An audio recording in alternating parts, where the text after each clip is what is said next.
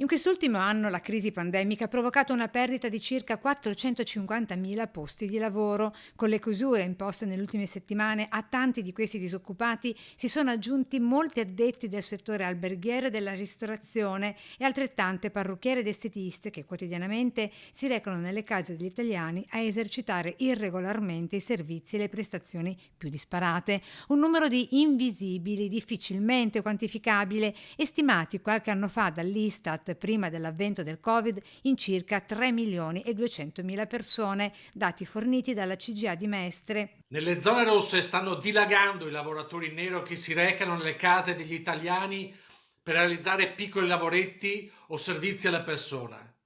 E nel frattempo il virus ringrazia, perché in un salone di parrucchiere, ad esempio, è più difficile contagiarsi rispetto a un'abitazione privata dove un abusivo si presta a fare un taglio o una messa in piega. Le chiusure in zona rossa fanno crescere questa piaga. Pertanto, dove possibile, bisogna riaprire le attività momentaneamente chiuse, perché, a differenza delle abitazioni private, sono più sicure, più protette e più controllabili. Nei prossimi mesi, purtroppo, la situazione è destinata a peggiorare con lo sblocco dei licenziamenti previsti da prima a fine giugno per coloro che lavorano nelle piccole, medie e grandi imprese e successivamente in autunno per quelli che sono occupati nelle micro e piccolissime aziende. C'è il pericolo che il numero dei senza lavoro aumenti in misura davvero importante.